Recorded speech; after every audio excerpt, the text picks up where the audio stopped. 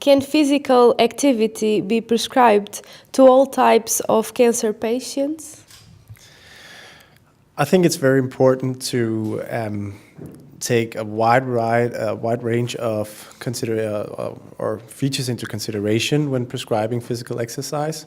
I think to this point we have not seen any evidence that it is dangerous to certain groups, with the perhaps sole exception of hematological patients in very high, very toxic chemotherapies with low immune scores, where we would perhaps even it's just not feasible to do because they're either too tired or just exhausted from treatment.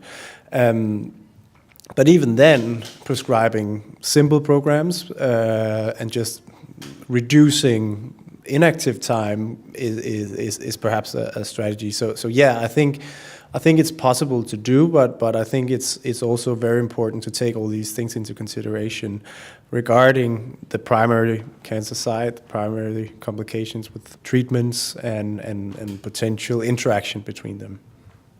What role can physical activity play in the prevention, treatment, and general well-being of cancer patients?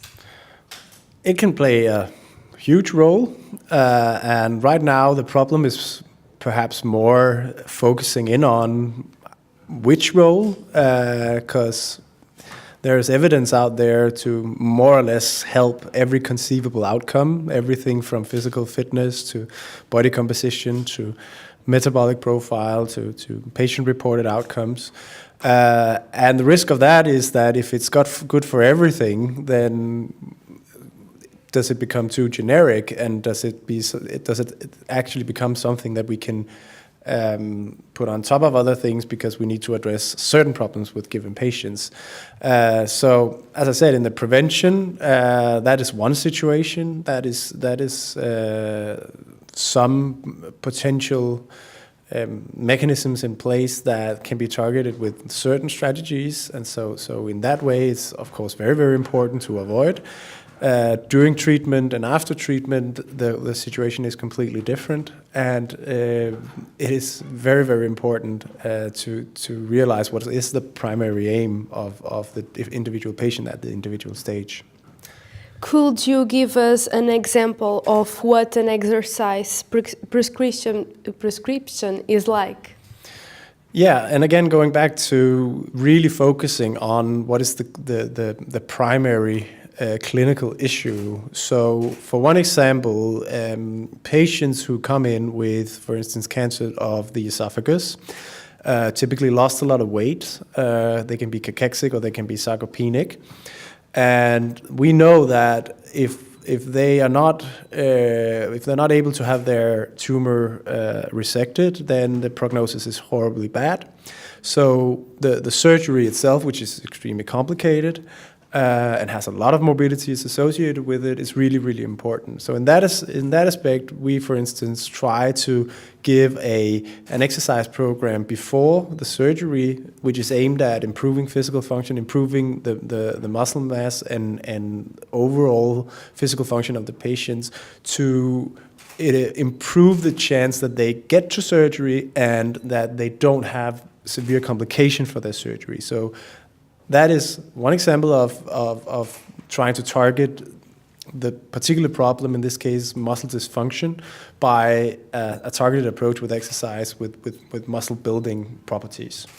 Can the patients follow the prescription by themselves, or do they need the help of a personal trainer or a specialist?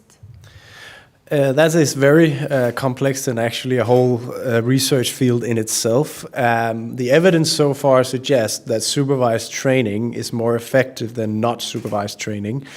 And it's certainly also our experience that the added effect of a personal trainer commits patients more. It's of course also more expensive. It's also more logistically challenging, because some of them live far away and they may not be able to come in 3 times per week, or how much we want to exercise them. So I think it's at the moment we're lacking the the best way to deliver exercise programs without supervision, so that the patients are still adhering to the program, and that is something we really hasn't cracked yet. Can the prescription be focused on walking? Can walking help?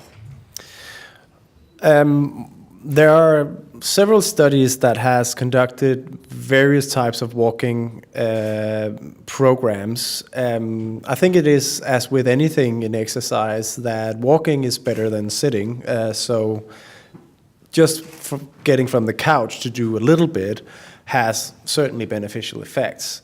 But we are also seeing that in particularly these direct effects that we're looking at, which requires epinephrine induction and increased heart rate, we kind of argue that it needs to be structured exercise. Now, for some patients, walking is actually a hard activity. So in very frail or elderly comorbid subjects, I think it can be prescribed as an important strategy. For more younger subjects, it's probably not enough, and we try to make the rule of thumb that exercise needs to be structured in something that you change clothes to do. So not just walking in your everyday clothes to the bus or whatever, but actually changing your clothes. Which of course is just a proxy, but it kind of, for some people, that walking might require that. Thank you very much. Thank you.